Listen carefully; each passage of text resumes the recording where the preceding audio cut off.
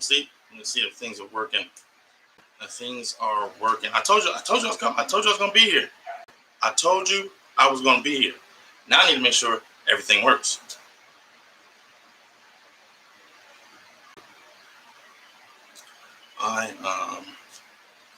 Let's see. We got this. Make sure it's properly. It doesn't block my face. When I get in, and make sure that it's properly connected. Everything's connected. Are we getting the sound? No. Are we getting the sound? Is that a testing? What's that? Okay, now it's back on. Okay. So yeah, we got that and everything. I think we should be good. I think nobody's watching right now, so that's we wait for some people to come in, and I could make sure everything's all dilly dally. Ooh, maybe I can hear myself if I go to me live from another phone. Let's see how that works.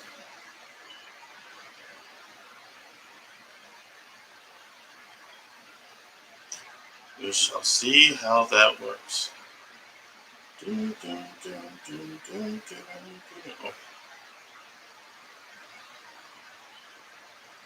I don't do that. Maybe if I do it through the interwebs. Do it through the interwebs. Oh my god, dude, this is gonna bug me so much. I feel like I should move this to just below my eye line, but I don't have anywhere to set it.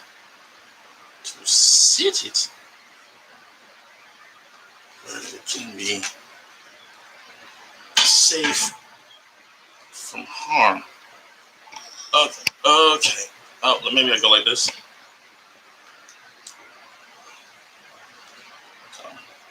See that? All I do is look down, and so I'm just looking down, and I come back up, look at that, bow, see what I'm doing. Yeah, this works. This looks better. I think it looks better. It's me.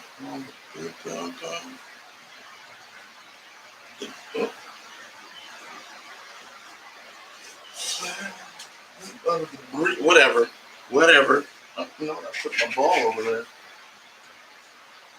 My ball? Wait a minute.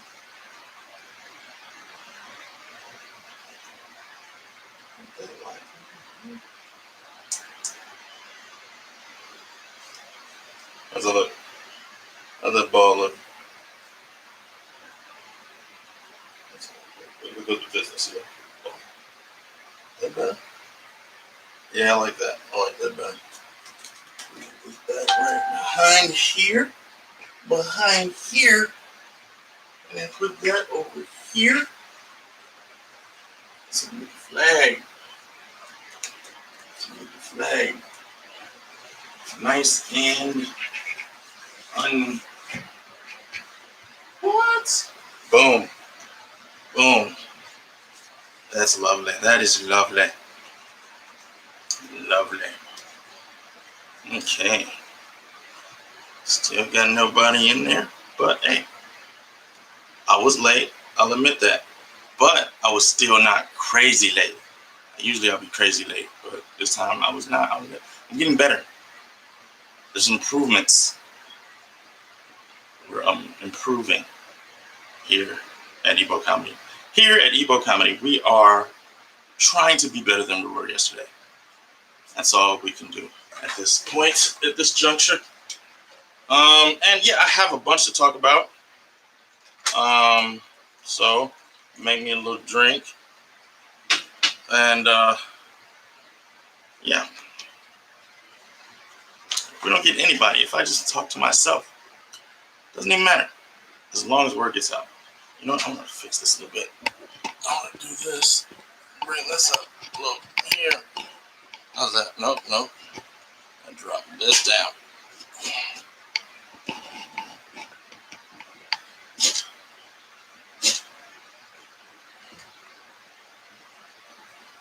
Yep. And we haven't officially. This is a pre-podcast cast. So because we haven't started the actual podcast cast because that's not running yet. So this pre-podcast castable. Okay.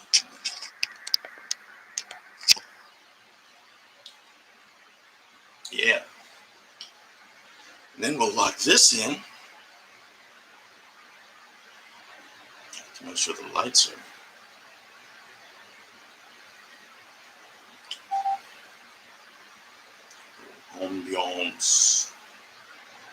Beyonce.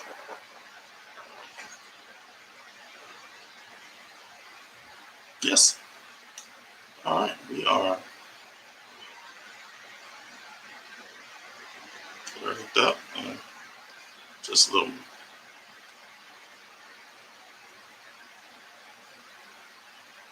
little background. Just a little bit. Just something light, something fluffy.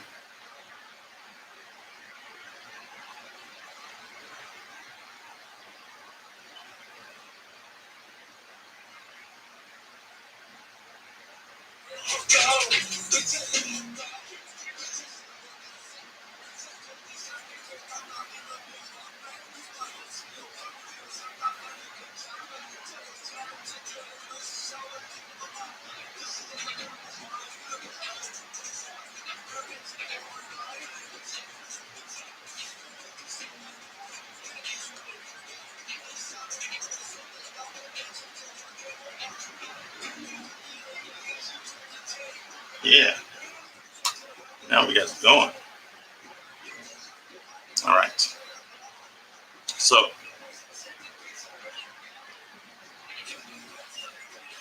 turn that down.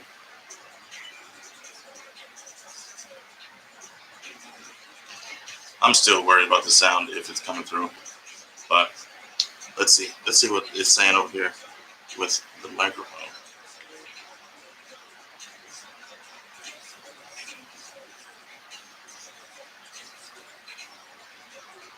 What does that sound?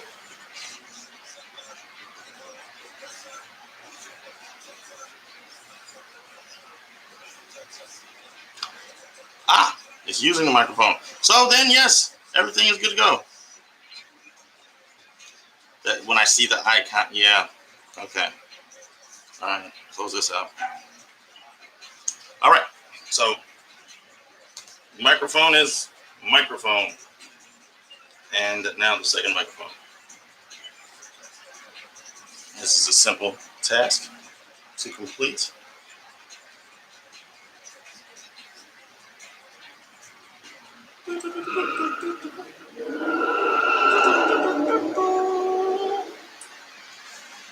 Oh, we have someone watching.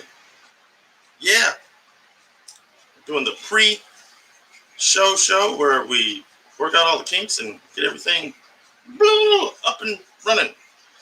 For Ebo versus Up. This is episode 8. How people know where I was, what I was doing. Well, I was slowly watching my career dissipate into nothingness. That's what I was doing. And I was wondering what I had done wrong, how I had wrong. Oh, they're gone now. They're yeah. But you know what? Just because, you know what I'm saying, you have 0 viewers doesn't mean nobody will listen. When they wake up, maybe listen. Or just say, hey, Ebo's live, you know what I'm saying? Let's go check it out. You know? So, consistency, that's always been my problem. And that's what I'm working towards. So, I'm still gonna do this show because I want to do the show. Because I want this to be out there. I want my words to be saved for prosperity. Is that posterity? It's posterity, not prosperity. That's like a lot of money. for posterity. Yeah, because I'm not making money right now. But maybe at some point, who knows? Maybe one day people right the ship and give me my proper due. But until then, I am going to be my biggest fan ish.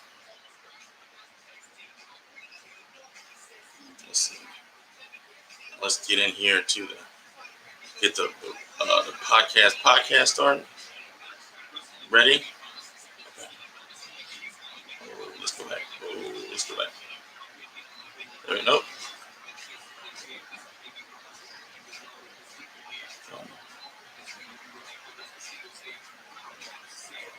What am I doing? New episode. Boom. Yes. All right. So I need.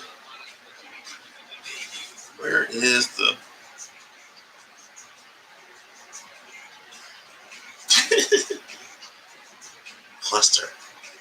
Cluster of flux. That's what I should call it. The cluster of flux. All right. I'm gonna have to reach past you, camera. How? You know what? We have to use. Nope. We're coming in with the shoulder. Yep. Almost there. You watch me try. You be close. Oh.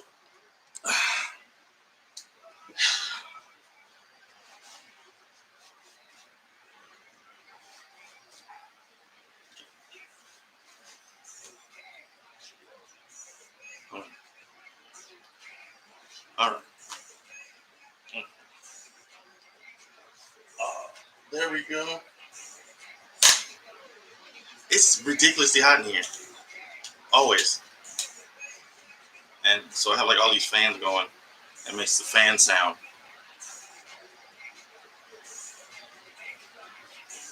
I like order hats. Because I don't have my afro anymore. I don't have my signature afro anymore. So instead of, having the afro, I wear hats. And I don't know, it's even here or there. But it gets hot. Okay. Go tee on my hat. Like this. I wear this vest solely because I don't want my nipples exposed. I don't think anybody should do anything over media with their nipples exposed except for boxing, swimming. Basically, if you fat, you shouldn't show people your nipples. Even if you're a boxer, get one of those little Under Armour joints. Nobody wants to see fat nipples out there. I mean, that's because at this point, when you're not in shape, your nipples are on a breast. They're not on a chest anymore. When a man's out of shape, he has breasts. All right. So I just need to realize that I had soft, supple breasts, and I needed to cover my nipples up. So, all right. I guess let's begin. And the 3, and the 2, and we go. Oh, wait a minute. What? A 3, and the 2, and a. Hello! Welcome to Ebo versus Us. Ebo versus Us. Us as in the U.S. Us as in America.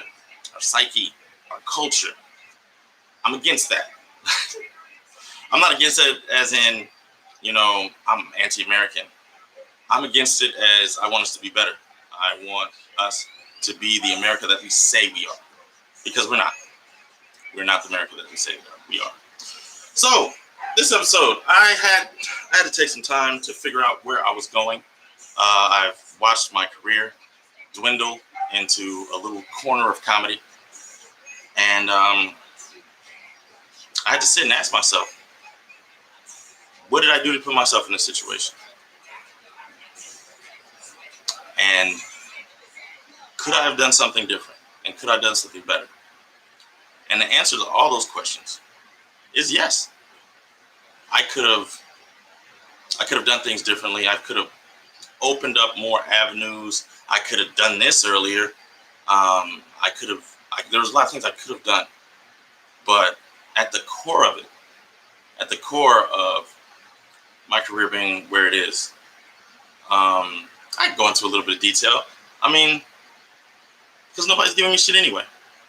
So I mean, if I'm burning bridges by telling the truth about how I feel and how my career is going, then that's fine. Because all I can be is me. I can't be anybody else. And it's never been about my comedy. I mean, it may be about the approach that I have, but recently I was told by a string of comedy clubs that I was difficult to work with. And that's crazy. And the only reason there's a couple reasons. Now somebody can say I'm difficult to work with. One is I was injured. I had a herniated disc in my back, and anybody who's ever had that knows it is ridiculously painful. Like every step I took, once I stood up, the pain started, and it just intensified until I had to curl up into a little ball. The pain was so bad, and it lasted, and it seemed to be no end in sight. That I contemplated just ending it. I didn't know if I could handle it anymore. I didn't know if I could handle being in this much pain all the time. And it was also during the pandemic and during the quarantine. So I wasn't working. So I didn't have any money. So I'm sitting here thinking, I gotta work because I don't got shit. I mean, I'm running out of food. But I'm in so much pain, I can't walk. And I'm like, well, I mean, maybe if I could get a chair to the stage, that's fine. I just got to get to the stage. And that's what I thought every day. All I had to do was get to the stage. So I told the managers what happened. And, each manager, had their kind of, oh, that sucks. But nobody ever really sympathized. Now that I think about it, nobody ever really sympathized with me. Like, nobody ever was like, man, that must be fucked up. Like, man, damn, fuck, that's horrible. I can't imagine. They didn't see me like that. And that's the craziest shit. Is like, when I was at my most vulnerable, as a black man, people were still afraid of me. And people always like, oh, don't put race into it. I'm like, but there's no other explanation. Because I don't make excuses for myself about race. By no means. Everything I've ever accomplished or failed to accomplish has been all on me. Racism has been around this country for hundreds of years. So I came into the game knowing what it was. And if I fall, that's on me. But it's frustrating sometimes when you're in pain and you reach out for like help, sympathy, and you get nothing. People just look at you like, whatever, suck it up. And I did. I said, whatever, and I sucked it up. Because what am I going to do, die? Like, I mean, I did contemplate it, I think about it, but then it's over. Nah, I ain't done yet. I ain't done. So, I mean, that's the only thing I could see me being difficult about is the fact that I had a raw nerve being irritated that made me feel like my leg was being torn off by bears. So that's funny. That makes me difficult to work with. And like, no, we're not going to book you again because you were injured or maimed or disabled and you never missed a show. And you always performed your job at the highest ability. I mean, I killed those shows. But it's not just about comedy. That's what they told me. It's not just about comedy. It's about not being injured. And that has to be, I don't want that to be true because that's such a sinister approach. And I don't think people could, but people are shitty. I mean, I can't see, especially one of the clubs, man, I always had a good time there. And I never, I tipped the staff, all this shit you're supposed to do. I didn't get like wasted and do all sorts of fucked up shit. Only thing I did was be in pain, be in a ridiculous amount of pain, and still showed up and performed. And it feels like there's different rules, as it feels like there is. There always is. There's different rules for me as opposed to my other raced counterpart. Or a black person that doesn't carry themselves like me. I mean, I'm not saying that, if you do this, if you don't do stuff like this, you would sell out. Nah, everybody has their lane. And I respect all the comedians I perform with. They've been courteous to me. I've been courteous to them. But I know the shit that I'm going to say in my comedy is going to piss some people off.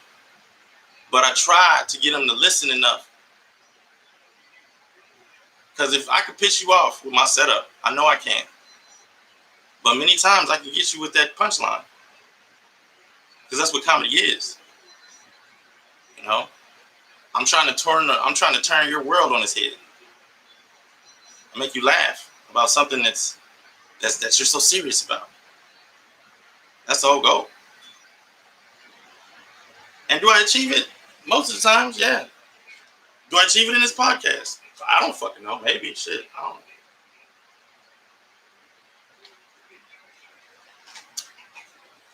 know. I'm sick and tired of being quiet because I want to piss people off, because I want to do this. And then I tried to play all the games, play all the rules, do everything I was supposed to do, be courteous, be kind, be respectful. And they still muzzle me. Because I'm not going to do that with my comedy. I'm not going to be kind. I'm not going to be subservient with my comedy. I'm not going to fucking tap dance for motherfuckers. If I did that, I could work at fucking Walmart. I could work anywhere. I could be a security guard like I was. I'm a comedian because I got a voice. And I have something I want to say. And I feel I have something that needs to be heard. So, if that's the reason, if that's the real reason that people don't want to book me because I might piss people off with my comedy, that says something about you as a club owner and how you feel about artistic expression. Because by no means is my comedy disrespectful. It makes people angry, but it doesn't disrespect anyone. Because it presents uncomfortable truths about this nation. So, I don't regret anything.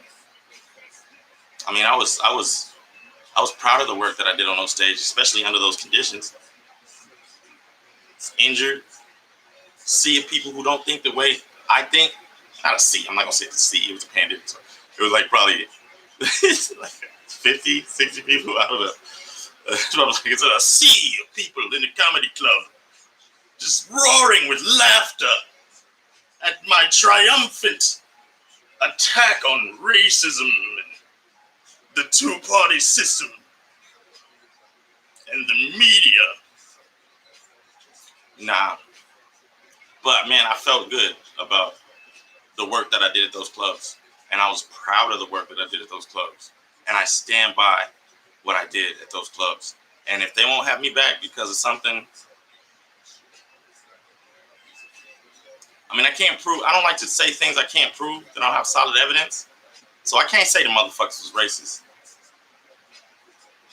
But I know they had a problem with me fundamentally.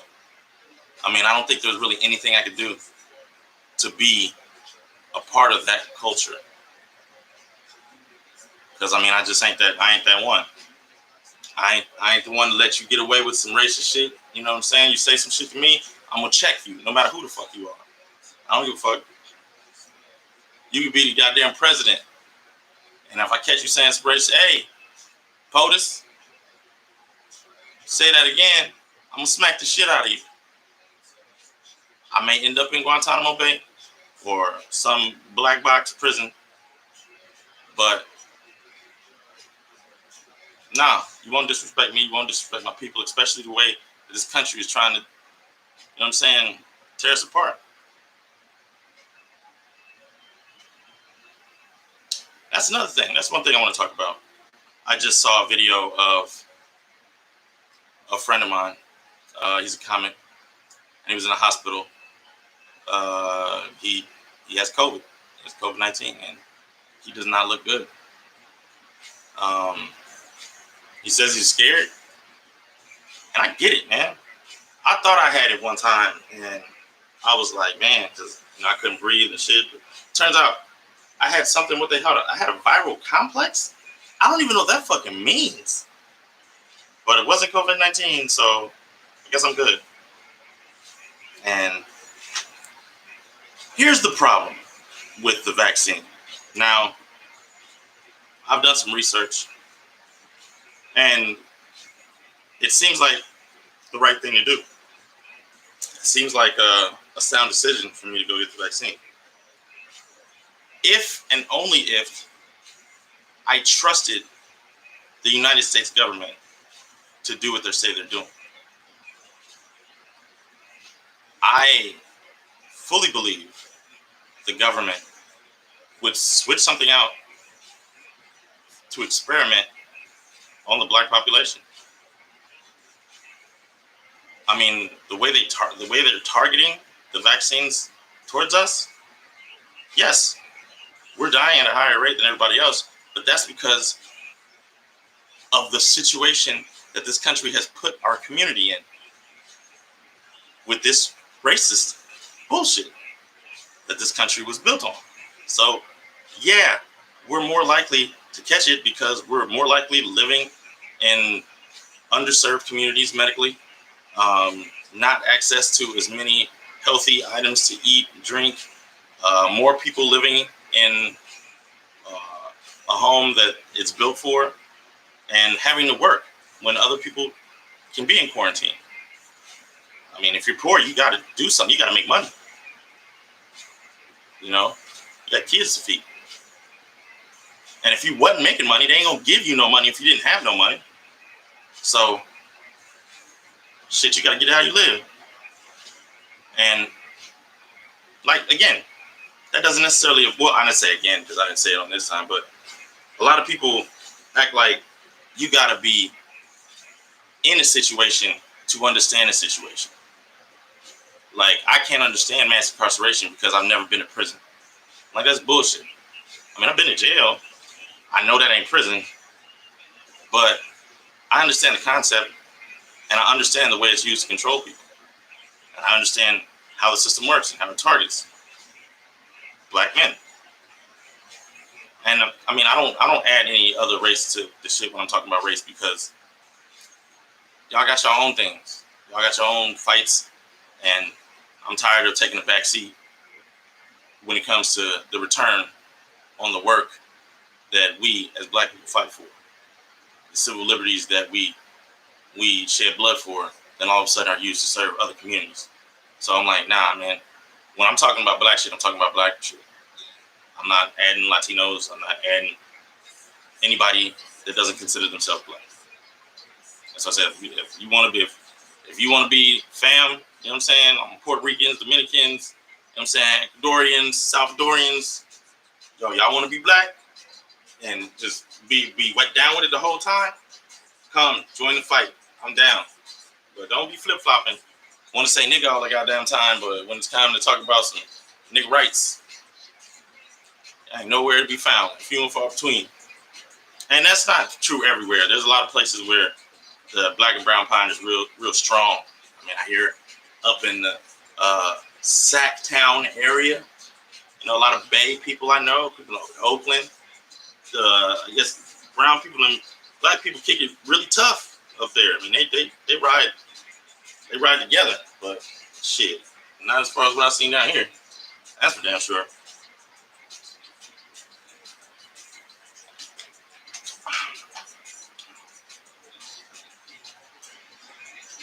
So, I'm a bit all over the place. I know. But racism is an excuse for me to stay down. So, I'm just gonna, if people don't want to give me a platform, I'm just gonna get the wood and just build my goddamn self. So I'm here every day, trying to build a brand. Because I truly believe that we as a nation can be better than what we are. And it's not about black people doing anything, and it's not about white people doing anything. It's about just accepting what's been done. Like, we ain't even got to the point to fixing shit because we ain't even admitted there's something to fix. Just see things as they are. And I can't make people see shit. I just gotta try my best to show them the way.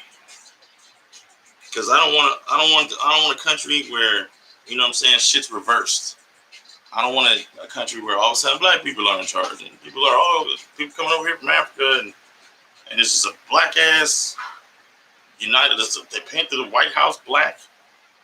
You know, it's just the black house, and you know, black people are just mean as fuck to white people. It's like, that doesn't make anything better. But I don't think that's the future that we have in store for us. I think our future is brighter and better than that. We just have to be able to see it. Once you can see tomorrow, you can get there. And that's the only thing I have left in this world to do. Is try to see a better future, or try to create the vision for a better future for my children. And I'll do everything in my power to do so. As we move on, let's talk about the things I want to talk about while I was gone.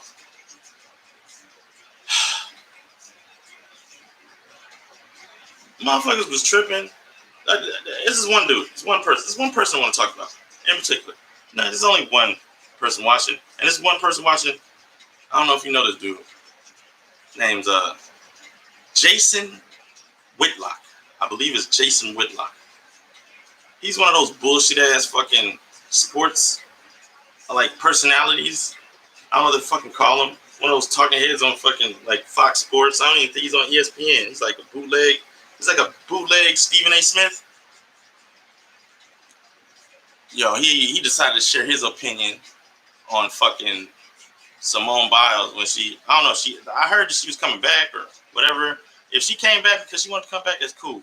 If she came back premature because she wanted to please these fuck stick motherfuckers that ain't never won a championship a day in their life, God damn, she ain't got to do that, man. Don't do that, girl or lady. You're not a girl. You're a grown woman, and you have given this country countless gold medals. But this motherfucker, man, he says, he's like, all she has to do is put it together for a couple of weeks, you know, like minimize it. She said she had she needed to take care of her mental health. That's what we don't do. That's what you're supposed to do.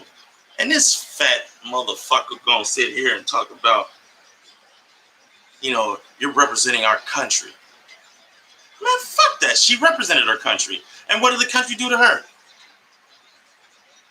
She was molested by by the team doctor as a child.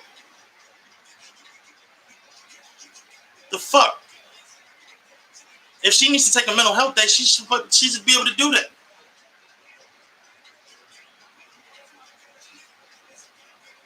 Sick of these motherfuckers, man. See, and it's the problem. People want to sit here and act like mental health is important only when somebody dies. When somebody's alive and they're struggling, nobody wants to help anybody with shit. Nobody gives a fuck about your mental health. Shit, man. Like, I mean, people don't understand the stress of just being black, period. All the questions. And then when you're put in a spotlight, and then when you're asked to represent a country that doesn't even really want to fucking represent you, it makes you crazy sometimes. You know, I try my best to be a good American. You know, when I go overseas, I know I carry a representation of the country with me. I was a United States Marine, and this country means a lot to me. But I'll be damned if I stay quiet when I feel this country doesn't respect me or respect people that look like me. At the end of the day, I'll take my motherfucking piece, or demand it, or die. Because I'm not second class to anyone. No one's better than me, and I'm no better than anyone else. But give me the same energy that you give everyone else. Give me the same energy that you give Asians. Give me the same energy that you give, Native Americans. Give me the same energy that you give yourselves, white people. So let's be honest, this is American is default white. You already know that. But let's change that. And don't call me Black American. Don't do that. Don't call me African American. Don't call me Black American. Just call me American. Just like you call yourself an American. I'm a goddamn American. Because I'm just like you. I want the same things you want. I want to be proud of my history. I want to be proud of my forefathers. But you wouldn't let me. Because you taught me a lie. And then you punished me for being who I was.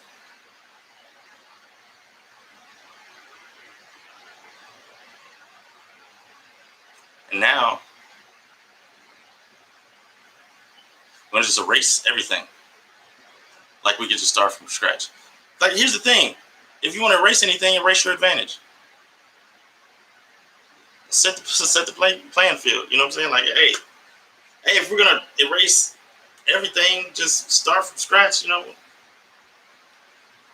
But we're back to race again, but that's not the thing. The thing is mental health. And this is a problem that is with every American across the board.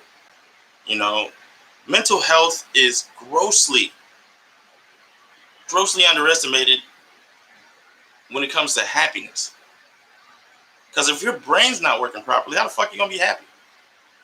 Or how are you going to know if your happiness is real? It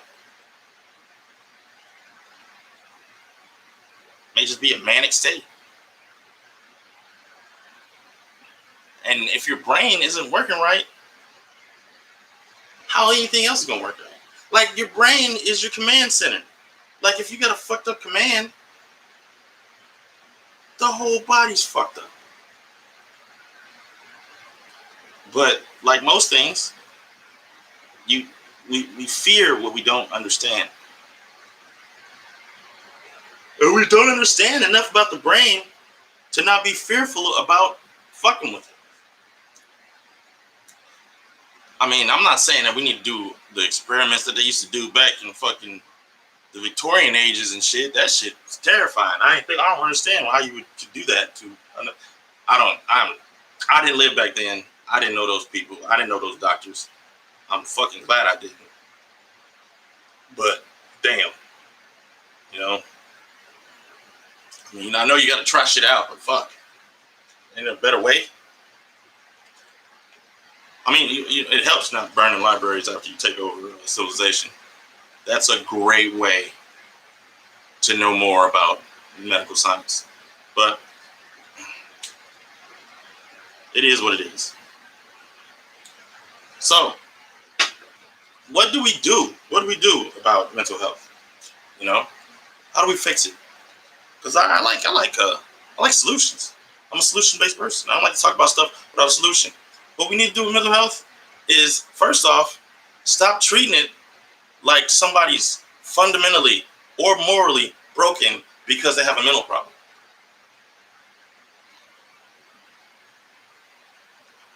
Like, just because someone is suffering from PTSD or, any of the many mental maladies that can befall a person, We have to take away the stigma. Oh, they're fucking crazy. Oh, they need to be locked away. Oh, they're crazy. And oh man, what you need to do, go to church. I'm like, unless the church has a fucking licensed psychologist or psychiatrist, no. I mean, I believe in God, and I believe God can do amazing things. But he already did them for you, in my opinion. You're here. You have control over your body, and just that's a blessing, nonetheless. And start asking God to do extra shit. I mean, shit, you got all these people here. Anybody got time? No shit. Anybody got time for that?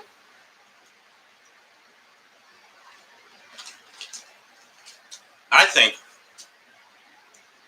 we should treat it like we treat any other medical or ailment. You know, sometimes people that are sick say things and do things that hurt people, and no matter what, those things can't be forgiven because those people have been hurt. And I understand that. I mean, there are things people have done to me. I know they didn't mean to do because they were under some sort of stress or some sort of mental problem. But at the end of the day, I got to take care of myself. So when people do that to me, I just kind of back up, and I'll stay in touch to make sure they're okay. But if I don't see them trying to get help for themselves, or even acknowledging that they have a problem, I can't fuck with them, because then again, I put my own mental health at risk. I mean, and that's what people should do. They should take mental health seriously. We don't take mental health seriously. We just label people crazy, or drug addicts, or fucking psychopaths, or lock them up, or leave them on the street. I mean, they act like people, like a lot of people in this country act like people are homeless because they're lazy. That's the dumbest shit I've ever heard in my life. Lazy? Man, you know how hard it is to fucking live on the street?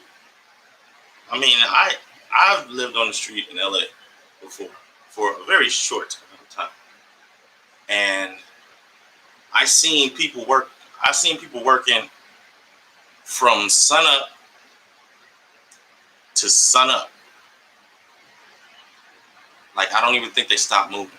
They may sleep they may pass out for a little bit just because their body can't move anymore.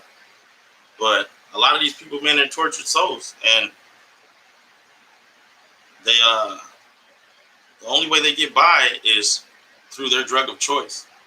And since they're homeless and they don't have any assets, or they probably ran all the friends that would help them and lend them money, run them all dry, they have to get the money to do what they got to do to live every day. And man, I've seen people working hours and hours and hours for the $10 rock, and smoke that shit up, go back, work again. And no one wants that life. You just get stuck. And I was lucky enough to have people in my life that cared about me. And I was also lucky enough to have comedy, have something that I believed in, and something that I loved doing. And so that was something I held on to. I held on to it to just give me a lifeline back to the world when I fell down. And I'm grateful. I'm truly grateful for that. That's why it hurts, man, to not be able to do comedy, you know, when I know I could be just killing it. But everything happens for a reason. Everybody's journey isn't the same. So maybe this is how my journey has to go.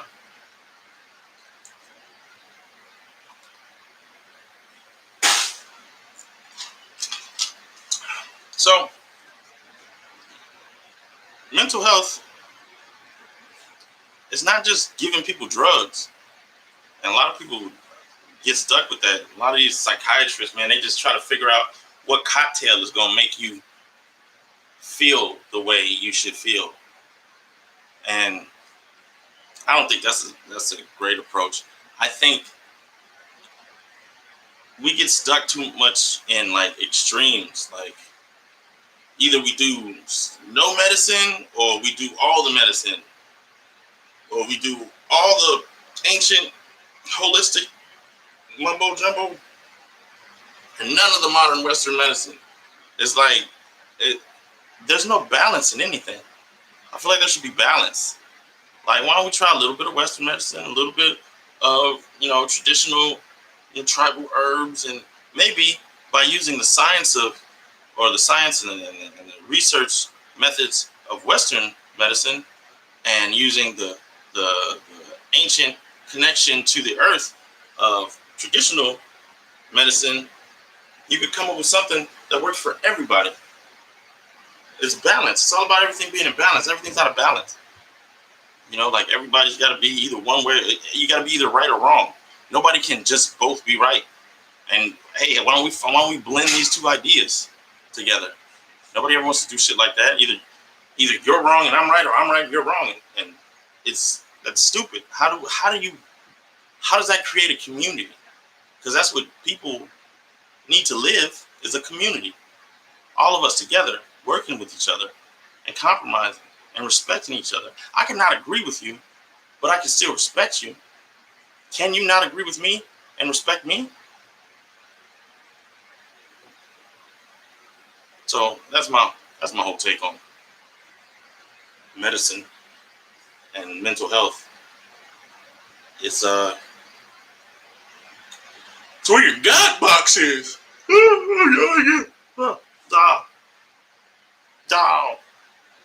I talk too much. Well, that's probably why I got this right now. Some people said it should be more, but whatever. And here's a pause, because I think that there are too many people that let the fear of the unknown keep them from exploring different ideas. The fear of being out of control, of not knowing where the next thing is coming from, not being able to forecast everything. A lot of people are afraid of uncertainty. And uncertainty is where you grow. You don't grow in certainty. Certainty is where you die, because to die is certain. It's like I feel like I'm looking at the world for like, and I feel like I'm the only one here that sees the world the way it is. And it seems simple. Like, it seems like a simple way to treat people, way to act around people, way to, progress. It seems easy to me. But then when I'm talking to somebody else, or when I try to do it, it made me feel like I'm a fucking retard. Oh, I probably shouldn't say retard. I can't say that, the word. Sorry about anybody who's developmentally challenged or special. I didn't say retard. I said it again. All right. You know me. Come on. I'm not the guy that is with the people with the I do have a problem with special people.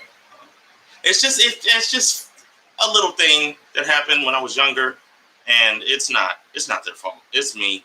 I've always had a chip on my shoulder about people who were handicapped. But that's neither here nor there. That is not this time. I'm sure you want to delve in that. That's a reason to watch the next episode.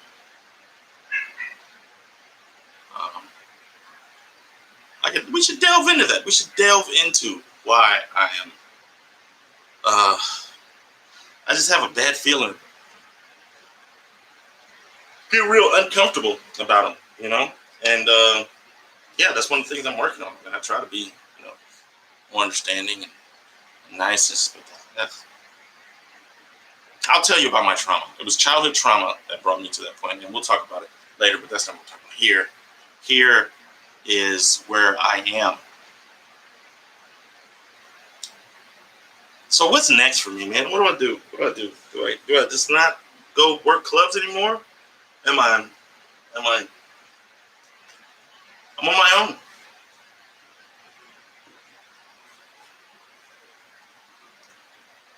That's one thing I learned about early about being a black man in this country. No one gives a fuck how you feel. I mean, truly, no one gives a fuck. No one cares.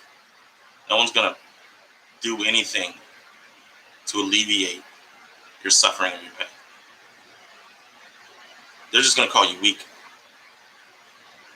Even your own people, even other black men, are gonna call you weak. Because that's what you are to us. Because we don't get to have a day off. We don't get to sit and cry on somebody's shoulders. Because from about the time you go into 4th grade, motherfuckers are gonna try to kill you and erase you and make sure you never become a man. So you will be at war from the time you about 10 till the time they either finish the job or you reach whatever goal or standard you set for yourself and deem ready for you to pass on to the next. So it's a hard pill to swallow. People have tried it. Black men have tried being sensitive and emoting, and they just become a laughing stock. Because there's this image of you that white supremacy tries to instill. And it is that of a predator, a sexual predator, violent predator. I mean, they have this image so ingrained in the mind of almost the entire world that people are legitimately afraid of us. Yet they're killing us. You understand how fucking stupid that is? We're killing us. Like, we are killing us, and they're killing us because they're afraid of us killing them, but they are killing us. And we're just asking, stop killing us. And then they say, like, fucking you kill yourselves, like it's an invitation. You kill yourselves. Everybody kills themselves. White people, that's fucking stupid. There's no such thing as like black on black crime. That's fucking. That's like what it said. It's like vegetable on vegetable salad. Like what? It's salad. I know there's vegetables in it. Unless you put fruit in front of it, we assume that it's vegetables. Yeah.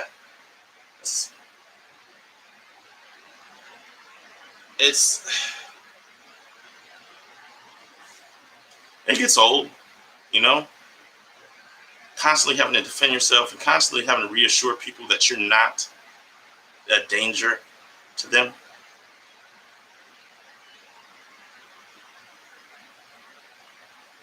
Because you aren't. I know I'm not.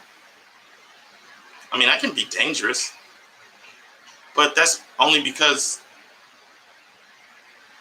that's what America made me.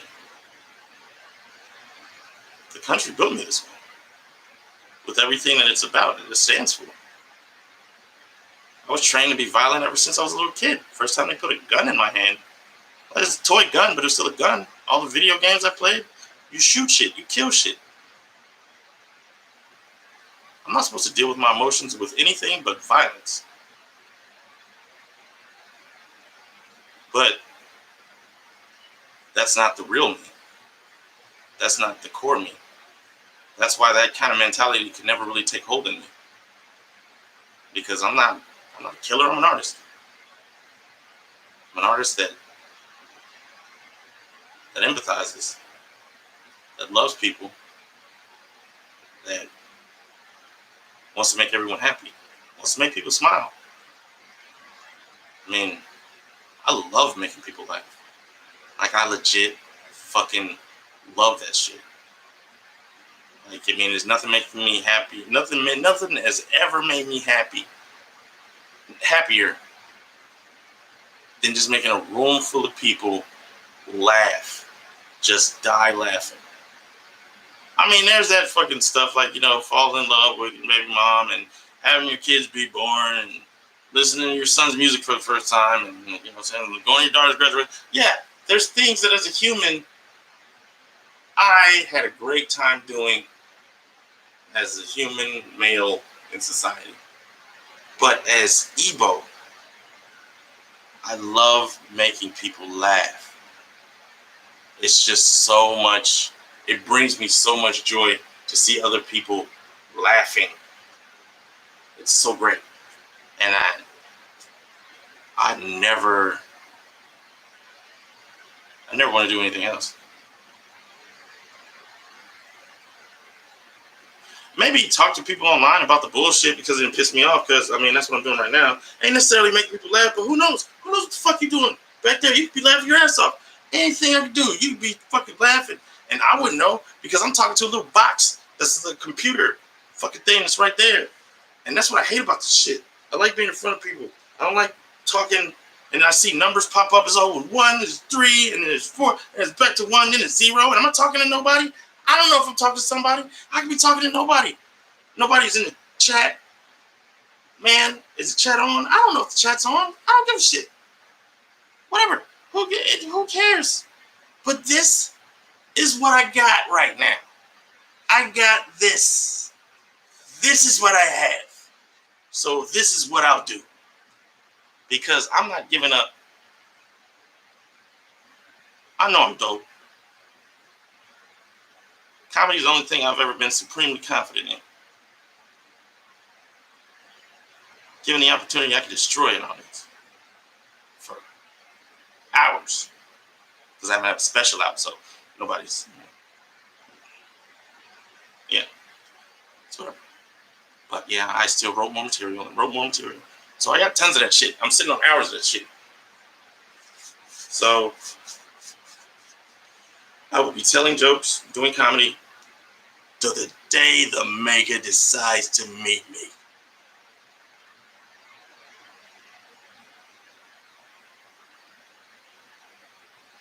And that's it. That's what I really wanted to talk about. I mean, mental health. Simone, wherever you are, take care of yourself. Fuck these people that feel like you owe them anything. That's another thing. Before I fucking go. If you're a fan of anything, that thing that you're a fan of doesn't owe you shit. Doesn't owe you a fucking thing. It owes you what you're a fan of it for. All right? That's all it ever owes you. Like me, for instance. If you don't agree with the way I look at the world, I have no obligation to cater to you. Because that's not how you became a fan of me. I didn't go looking and searching to make people laugh. Shit just happened when I talk. So the way I shape my material and the things that I believe, they have nothing to do with any of my fans. And on the flip side, I have not been giving you, as my fans, what you truly deserve. I've been in my own bullshit, struggling and not realizing that there are people who enjoy what I do and who want to hear me.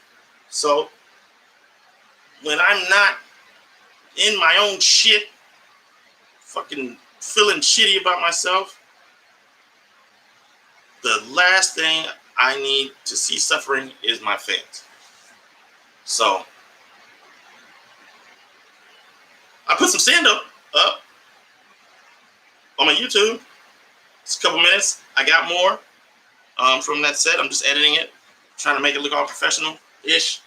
I was way far away from the stage, and on this, I couldn't figure out the phone stand, and it was just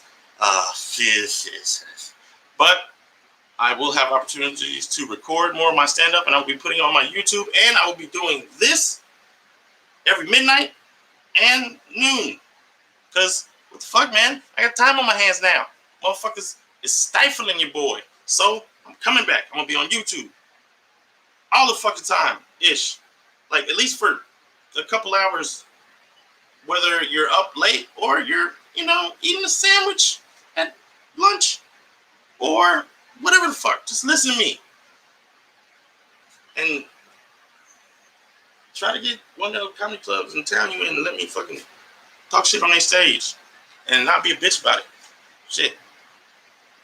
But yeah, man, that's my time, man. That's what I wanted to get out, I'm gonna be here. I may not be talking about anything, but who the fuck is? Huh? I look down a lot. So I like to see what I look like. Angry. I know. Okay. Yeah, man. I'm a weirdo. So come be weird with me. Every noon and midnight Pacific Standard Time. Well, you think I should do it Eastern Standard? No, I'm gonna do it. I'm gonna stay Pacific and fuck that shit. I ain't Jersey. Thank you, one person, for being here at the closeout. You are slowly keeping me alive. And I thank you. So you guys take care. And I am out. And that's not how you do that. I went to put the screen, and it's not. That's how you do it. There we go. Good night.